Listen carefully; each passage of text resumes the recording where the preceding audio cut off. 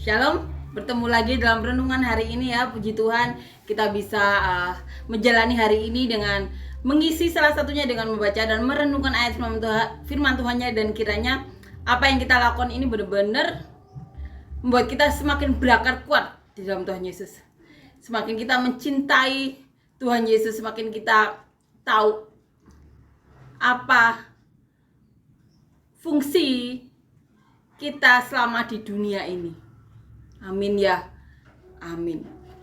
Kiranya kita seperti para murid dan para rasul Tuhan Yesus yang dikatakan di Alkitab, di mana sesuatu yang memang manusia-manusia yang diberikan Bapa kepada Tuhan Yesus, di mana dunia tidak bisa mengambilnya. Kiranya kita bisa menjadi manusia-manusia seperti itu. Amin ya. Seperti para rasul dan para murid Tuhan Yesus saat memberitakan firman apapun yang terjadi, pandangan mata mereka, hati mereka itu kepada Tuhan Yesus untuk melakukan kehendaknya. Kalau Paulus bilang pertandingan sampai akhir dalam pelayanan untuk Tuhan Yesus. Kiranya kita bisa benar-benar mengerti tujuan kita selama di dunia itu apa. Amin ya. Dan kita bisa benar-benar memberitakan firman Tuhan ini, karena kita tahu di dunia ini ya, di sekeliling kita, manusia-manusia atau bahkan mungkin orang-orang sekitar kita, orang-orang dekat kita tuh berjalan menjauh dari hadirat Tuhan. Mereka menganggap Roh Kudus atau urapan Tuhan hanya untuk orang-orang tertentu, padahal itu juga untuk mereka, asalkan mereka mau benar-benar mau mencari Tuhan Yesus, mencintai Tuhan Yesus, melakukan kehendak Tuhan Yesus. Itu adalah satu-satunya cara mencintai Tuhan Yesus. Dan Tuhan Yesus sendiri yang akan meminta Bapa untuk memberikan Roh Kudus. Roh Kudus itu merupakan bagian dari Bapa sendiri yang diberikan kepada manusia yang mencintai Tuhan Yesus. Atas permintaan Tuhan Yesus, Roh Kudus itu diberikan kepada manusia-manusia tersebut. Amin ya. Amin. Kiranya kita bisa menyatukan hati kita. Tidak bosan-bosan kita mengatakan mari kita saling bantu, saling dukung, saling support. Seperti contoh kita, Tuhan Yesus yang sebelum dimuliakan Allah kembali ke surga telah mengajar murid-muridnya, menguatkan. Tuhan Yesus saksikan kepada murid-muridnya bagaimana Tuhan Yesus membangkitkan orang mati. Benar-benar orang buta dari lahir dapat melihat, orang lumpuh dari lahir bisa berjalan. Saat disalib dan bangkit menemui 500-an orang. Dan saat naik ke surga pun disaksikan oleh para rasul dan para muridnya. Sehingga para rasul dan para muridnya itu memberitakan Injil sampai ke penjuru dunia. Mendapatkan apapun, perlakuan apapun, mereka tetap melakukan apa yang Tuhan mau. Karena mereka tahu tujuannya, tujuan hidup mereka. Amin ya, mari kita saling dukung, saling bantu, saling support. Untuk mendukung siapapun, orang-orang yang berjalan menjauhi hadirat Tuhan atau jalan Tuhan, jalan yang ditempuh Tuhan Yesus. Karena banyak alasan. Karena mungkin di jalan Tuhan ini mereka sering mendapatkan penghakiman, sering mendapatkan penolakan, sehingga mereka tidak mau berjalan di jalannya Tuhan Yesus. Karena saat ini jalan Tuhan Yesus dipenuhi orang-orang yang suka menghakimi. Itu bisa jadi. Atau orang yang karena masalah ekonomi sampai tidak sempat untuk berjalan di jalan yang ditempuh Tuhan 2000 tahun yang lalu. Jalan ini. Kenapa? Kemungkinan besar karena harus mengurusi keluarga mereka. Sampai tidak sempat untuk membaca firman atau apapun karena sibuk untuk mengurusi keluarga, memenuhi kebutuhan ekonomi mereka yang kemungkinan juga masih kurang. banyak alasan. Atau dari keluarga yang berada, tapi karena kekerasan dalam rumah tangga yang dialami, sehingga hatinya hambar, tidak bisa atau tidak diperkenalkan oleh kedua orang tuanya atau orang-orang sekitarnya mengenai kasih Tuhan Yesus. Banyak alasan. Dan ini Tuhan Yesus sudah katakan kepada murid-muridnya, saat aku lapar, kenapa kamu tidak memberi aku makan? Saat aku haus, tidak memberi aku minum? Saat di penjara, kenapa kamu tidak menjenguk? Saat sakit, tidak. Seperti itu Tuhan Yesus juga meminta kita untuk menolong orang-orang yang seperti itu. Kalau kita ada kesempatan, kita diberi jalan, kita diberi hikmat, kenapa tidak kita lakukan?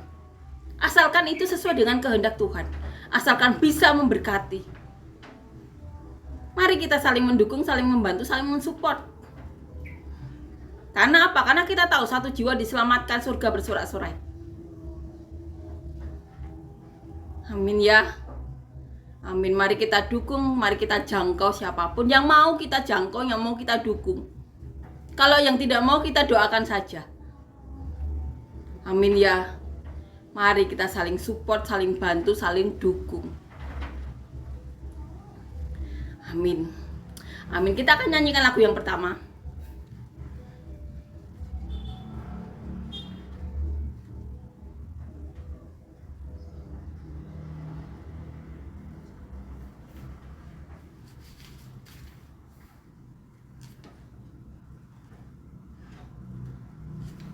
Tiap langkahku diatur oleh Tuhan, dan tangan kasih-Nya memimpinku.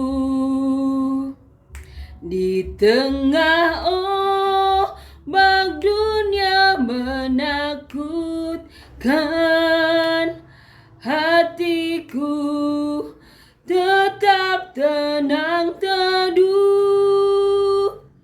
Tiap langkahku, ku tahu Tuhan yang pimpin ke tempat gigiku di hadiratnya,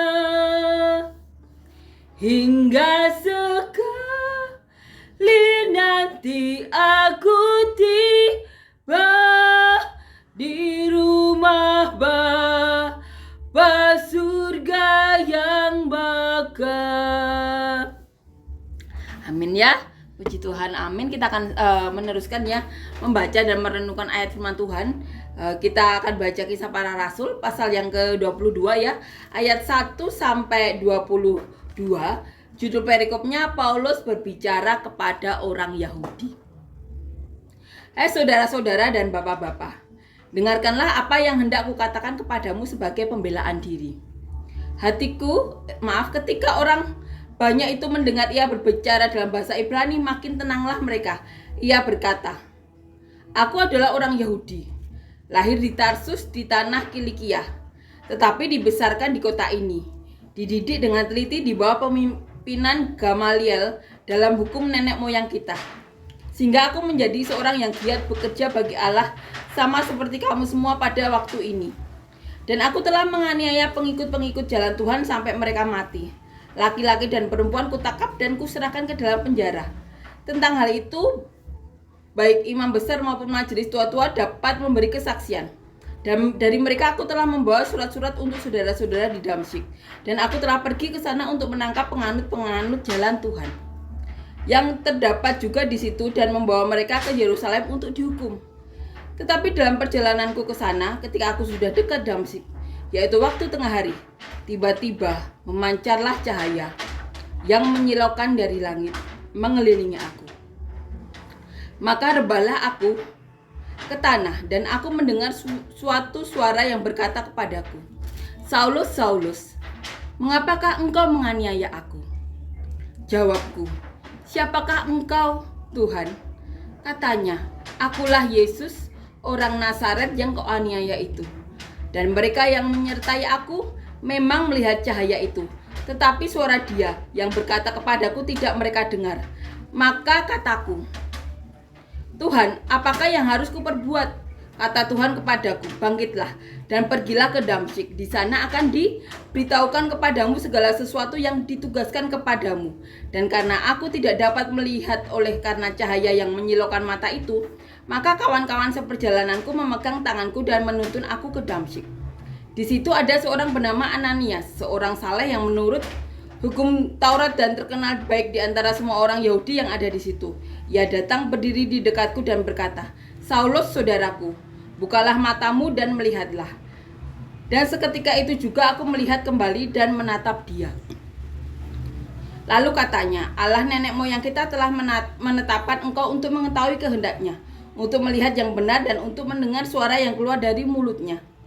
Sebab engkau harus menjadi saksinya terhadap semua orang tentang apa yang kau lihat dan apa yang kau dengar. Dan sekarang mengapa engkau masih ragu-ragu? Bangunlah, berilah dirimu dibaptis dan dosa-dosamu disucikan sambil berseru kepada nama Tuhan. Sesudah aku kembali di Yerusalem dan ketika aku sedang berdoa di dalam bait Allah, rohku diliputi oleh kuasa ilahi. Aku melihat Dia yang berkata kepadaku, lekaslah, segeralah tinggalkan Yerusalem, sebab mereka tidak akan menerima kesaksianmu tentang aku. Jawabku, Tuhan, mereka tahu bahwa akulah yang pergi dari rumah ibadat yang satu ke rumah ibadat yang lain dan yang memasukkan mereka yang percaya kepadamu ke dalam penjara dan menyesah mereka. Dan ketika darah Stefanus saksimu itu ditumpahkan, aku ada di situ dan menyetujui perbuatan itu dan aku menjaga pakaian mereka yang membunuhnya. Tetapi kata Tuhan kepadaku, pergilah, sebab aku akan mengutus engkau jauh dari sini kepada bangsa-bangsa lain. Rakyat mendengarkan Paulus sampai kepada perkataan itu. Tetapi sesudah itu mereka mulai berteriak, katanya, enyahkan orang ini dari muka bumi, ia tidak layak hidup. Paulus bersaksi di tengah orang Yahudi. Mereka saat itu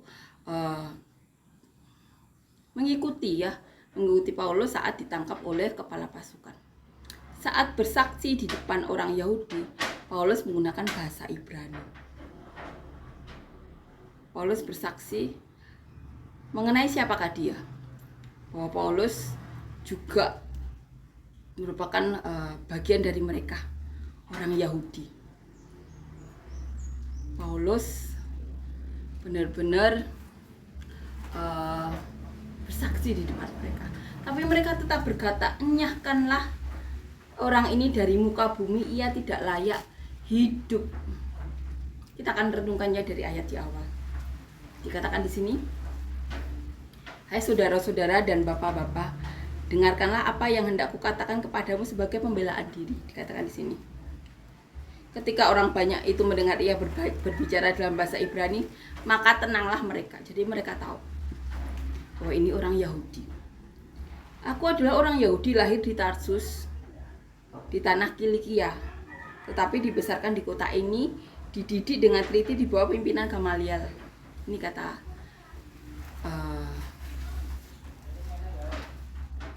Paulus ya, bagaimana memperkenalkan dirinya. Paulus juga berkata bahwa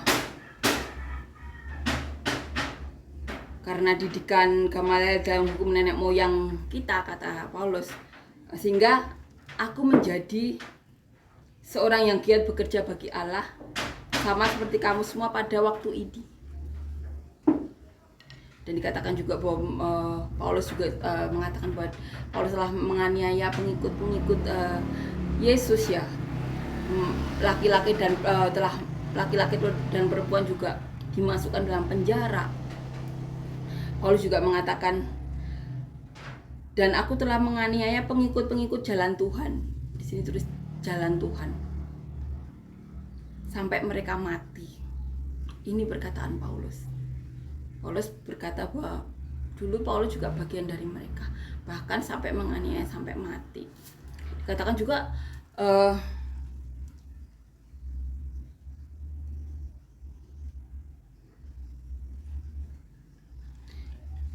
dikatakan di ayat 6, dikatakan ini mulai kesaksiannya. Tetapi dalam perjalananku ke sana, ketika aku sudah dekat Damsyik, yaitu waktu tengah hari, tiba-tiba memancarlah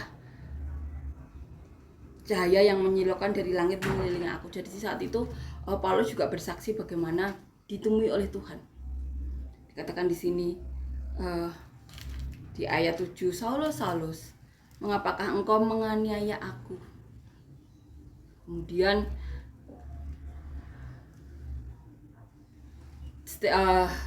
Paulus juga berkata bahwa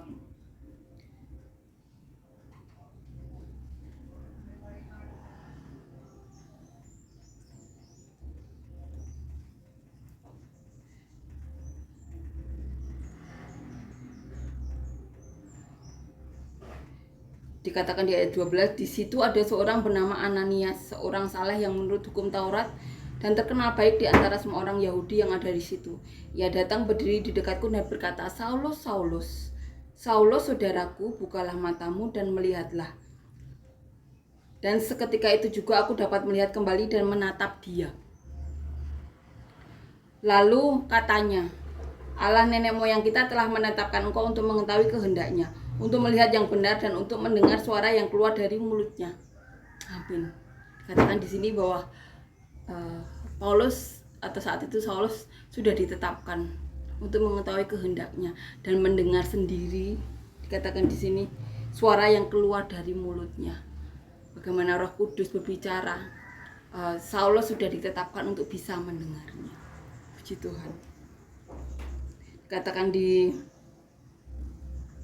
ayat 15, sebab engkau harus menjadi saksinya terhadap semua orang tentang apa yang kau lihat dan yang kau dengar. Dan sekarang mengapa engkau masih ragu-ragu?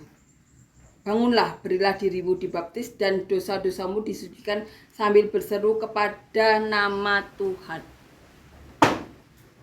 Dikatakan di ayat 17, sesudah aku kembali di Yerusalem dan ketika aku sedang berdoa di dalam bait Allah, rohku diliputi oleh kuasa ilahi. Aku melihat dia yang berkata kepadaku, lekaslah, segeralah tinggalkan Yerusalem sebab mereka tidak akan menerima kesaksianmu tentang aku. Paulus sudah dikasih tahu ya.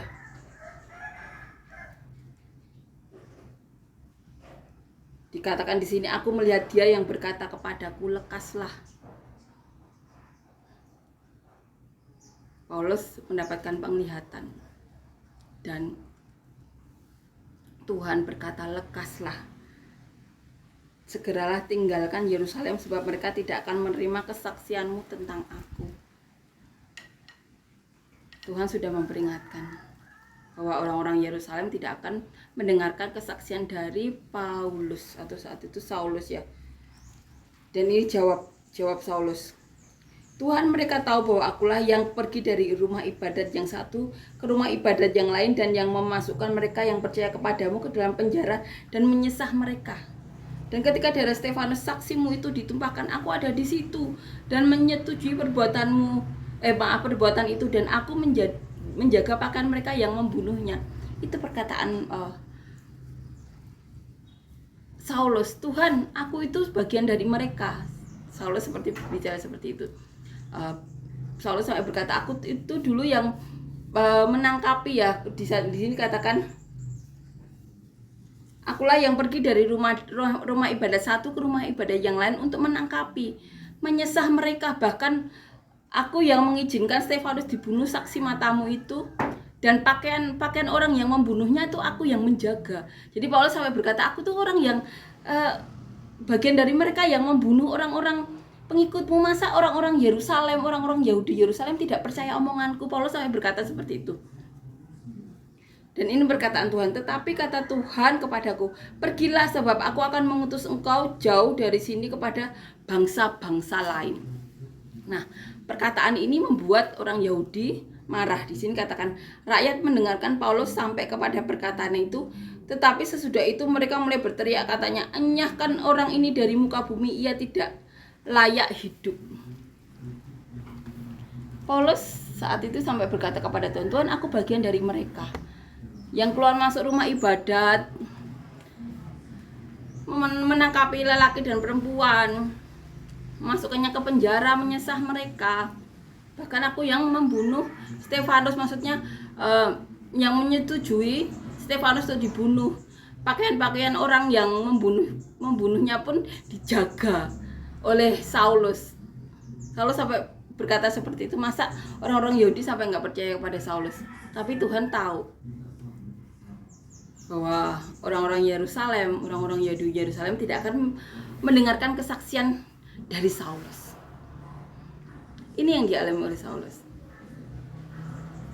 Rasul Tuhan. Saulus yang berubah nama menjadi Paulus benar-benar dipakai Tuhan luar biasa.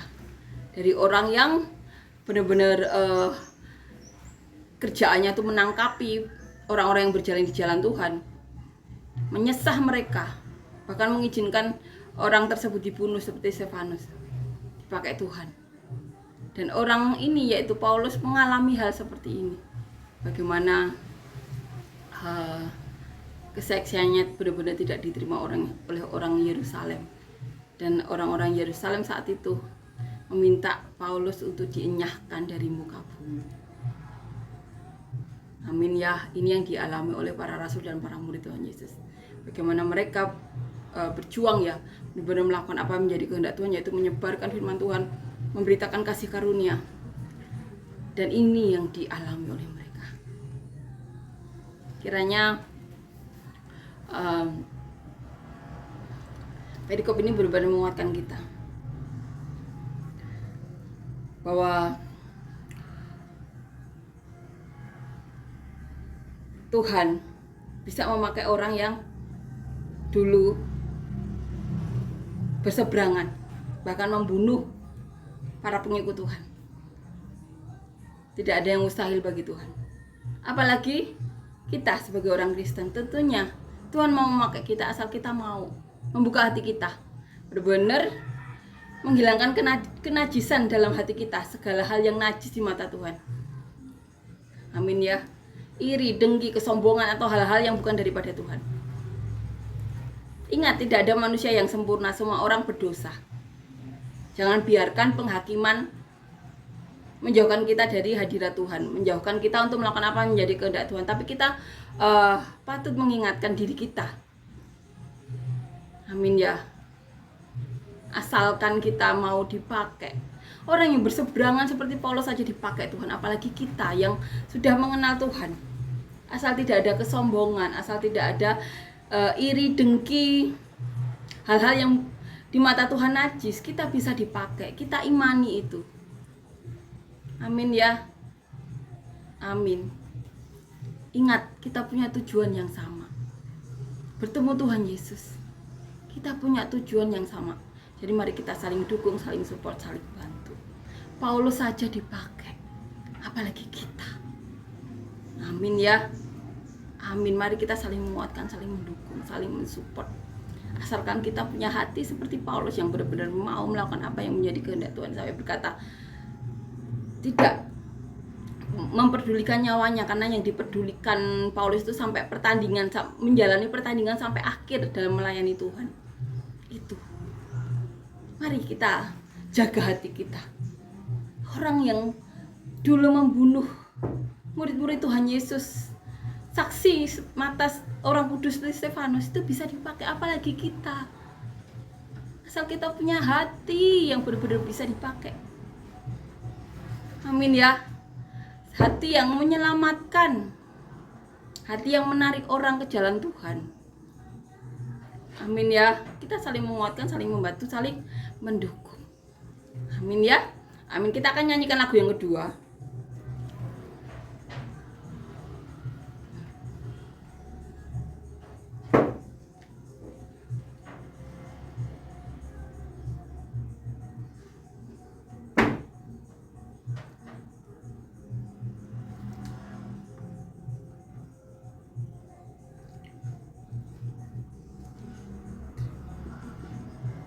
Terima kasih Tuhan untuk kasih setiamu yang ku alami dalam hidupku.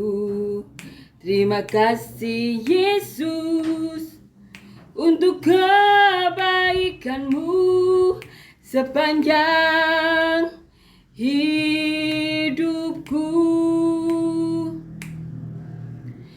Terima kasih